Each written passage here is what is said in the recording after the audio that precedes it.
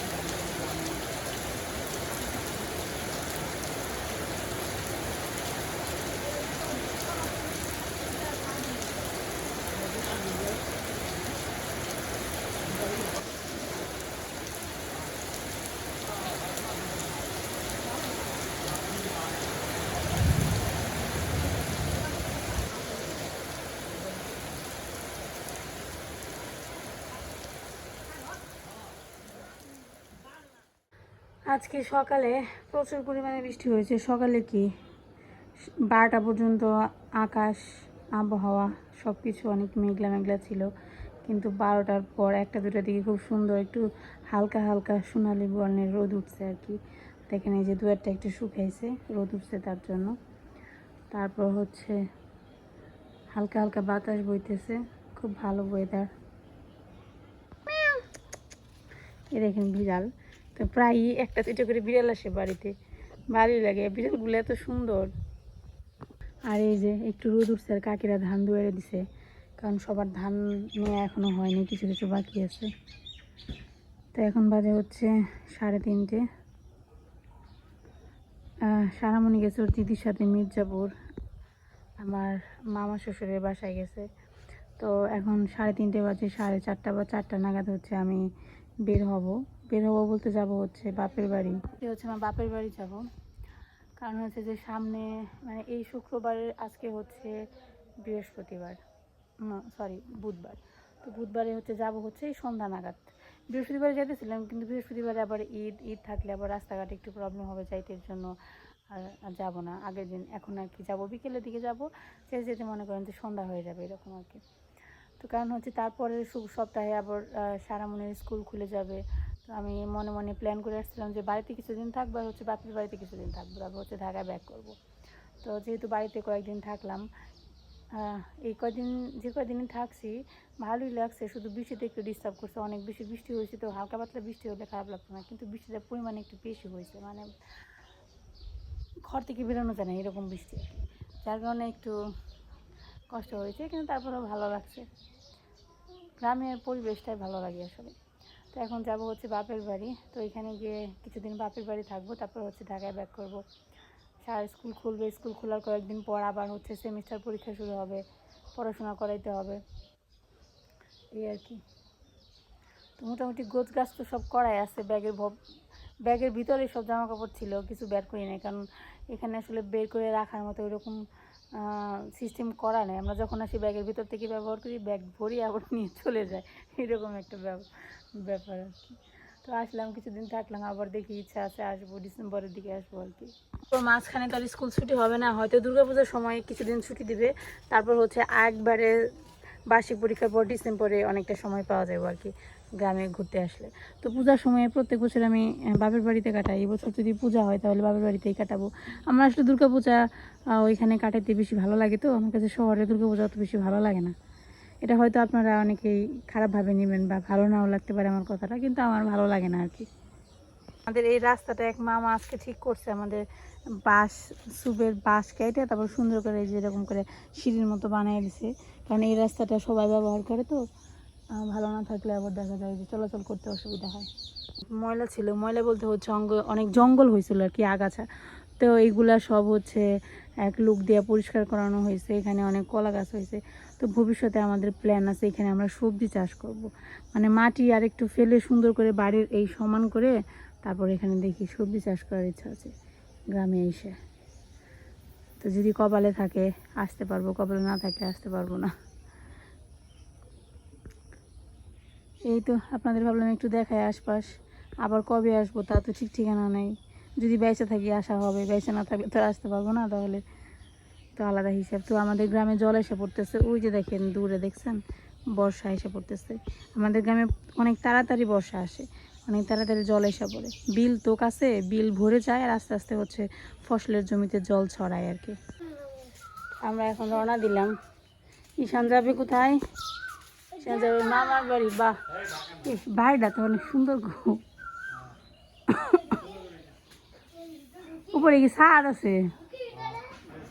ও সুন্দর।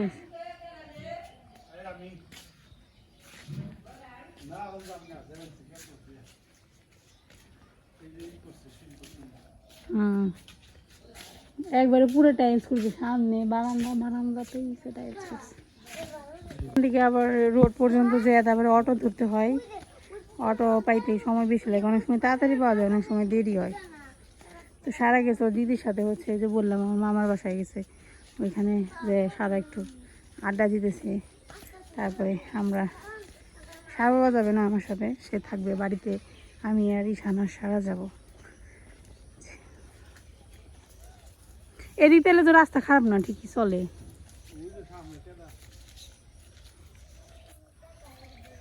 আমাদের বর্দামে সেম অবস্থা, রোড আছে ঠিকই সামনে, মানে ভালো রাস্তা আছে, কিন্তু কারোর বাড়ির সামনের রাস্তা ভালো না, সবার বাড়ির সামনের অবস্থাই খারাপ। মানে অষ্টম অনুসারে যেরকম, মানে আমার বাবার বাড়ির রাস্তা যেরকম, এই সেমই অবস্থা। তো এই রাস্তায় দেওয়া আসা যায়, আবার সামনে আরেকটা রাস্তা আছে, ওই রাস্তায় দেওয়া আসা যায়। হ্যাঁ, ওটা তো অষ্টম অনুসার দিকে ওই সেম কাহিনি, ওই একই। ফোন দেওয়া না কিনে আবার সবসময় যাই, এটাই পার্থক্য। এই যে দেখেন বর্ষা এসে পড়তেছে, মানে জল এসে পড়তেছে, আশেপাশের ক্ষেত সব জলে ডুবে গেছে। বৃষ্টি হয়েছে তো সকালবেলা, এর জন্য রাস্তাঘাট খারাপ, নইলে রাস্তা খারাপ না, ঠিক ছিল। রাস্তার অবস্থা বেশি ভালো না, তো কাদা। ওই যে দূরে দেখতে পাচ্ছেন রোড, ওইখান থেকে রিক্সা পাওয়া যায়, তো এইটুকু যাওয়াটাই হচ্ছে সমস্যা। দেখছেন রাস্তা, আর এইটুকু জায়গার মধ্যে একটু কোনো ব্যবস্থা করা পারে না, বাস কি কোনো ব্যবস্থা হলো তাহলে একটু উঁচা করে পুল দেওয়া দরকার ছিল। কদিন পর তো জলে বলবার চলাফেরা কেমন,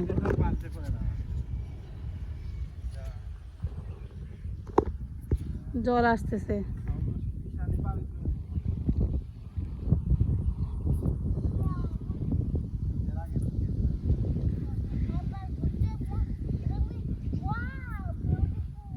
ওয়াও বিউটিফুল, তুই কি বিউটিফুল দেখছিলি। যখন বর্ষার জল হয় অনেক বেশি তখন এই যে বাতাস এরকম জল দুল খায়, দেখেন এই যে বাতাস বেশি চালে পরে এরকম পুকুরের জল এরকম দুল খায়। এই পুকুরে 12 মাসই জল থাকে, বর্ষার সময় একটু বেশি হয়, নইলে এমনিতে 12 মাসই থাকে। অনেক বড় একটা পুকুর এটা। যদি সারবা গেছে, এখন আমি যাই, যে দেখেন রাস্তা, এখন আমার বাঁশের পুল পাড়ে দিতে হবে, দেখি পারি কিনা। ওরে বাবা, ভাবছি মানে দেখে যার মধ্যে গাইলে পরে জুতা খুলে নিলে যে বাঁশের পুল তো পাড়ে দিলাম। এখন ঘটনার মধ্যে ঘটনা হয়েছে, সামনে আরেকটা অবস্থা খারাপ, সেখানে মনে হয় বাঁশের পুলও নাই। দেখেন ঈশান রে কোলে নিয়ে নিছে, জুতা মনে হয় খুলতেই হবে, কাজ হবে না এইটুকু রাস্তার জন্য।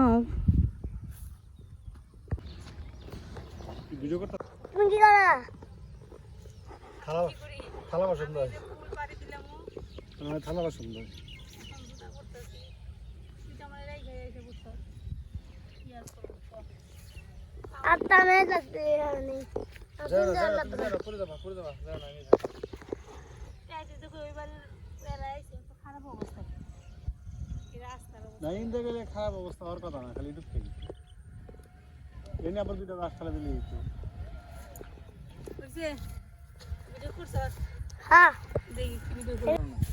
খারাপ রাস্তা পাড়ি দিয়ে এখন এসে বললাম ভালো রাস্তায়।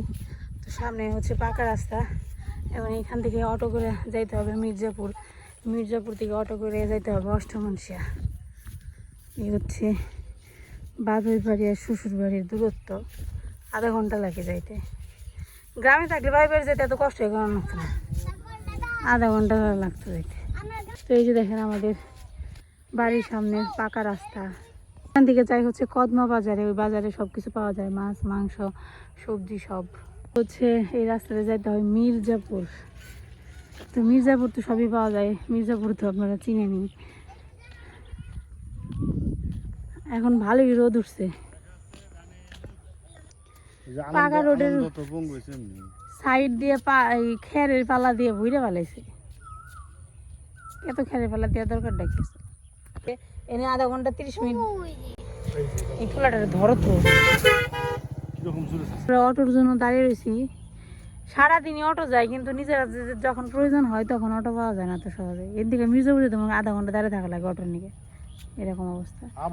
আবার সময়তে 5 মিনিটের মধ্যে পাওয়া যায়, তাই না ঈশান? ঈশান তো সবই জানে, দেখতে এটা যায় কিনা মির্জাপুর।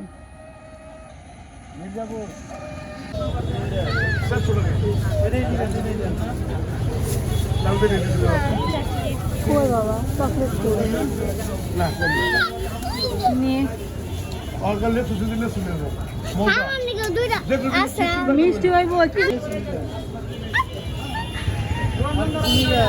আজ হচ্ছে 5:30, এই মাত্র কুস্তার এসে পৌঁছাইলাম। তো মির্জাপুর আমার ভাই গেছিল আনতে। এই যে সারা গেছে দোকানে, দোকানে যে চিপস কিনতে গেছে। তা আমি আর ঈশান এখানে বসে রয়েছি, তাই না ঈশান? এখানে দাঁড়াও, দাঁড়িয়ে বলো কোথায় আসছো? মামার বাড়িতে। কোথায়? মামার বাড়িতে। বর্দাম গেছিলে, কেমন লাগলো ঘুরলা? ওই যে ঈশান, ওই যে ওখানে কিন্তু হাঁস আছে, হাঁসে কিন্তু কামড় দেবে। ওই যে সামনে হাঁস আছে, হাঁসে কামড় দেবে কিন্তু। এদিক টাকা। হ্যাঁ, এই যে এখান থেকে একটু হাইটে যেতে হবে। আগে অনেক বেশি যাতায়াত হইতো এই রাস্তাতে, আমরা দোকানে আসতাম বাড়ির থেকে, এখন তো আর এখানে থাকা হয় না, এই আর কি। এই যে সারা গেছিল দোকান থেকে চিপস কিনতে, ঈশানের জন্য চিপস কিনতে গেছিল, তাই না? তারা কত সুন্দর সাইকেল চালাইতে পারে, তারা একটা সাইকেল কিনে দিন, বরদাম যায়, ঠিক আছে? আবার তুই সাইকেল চালাবে।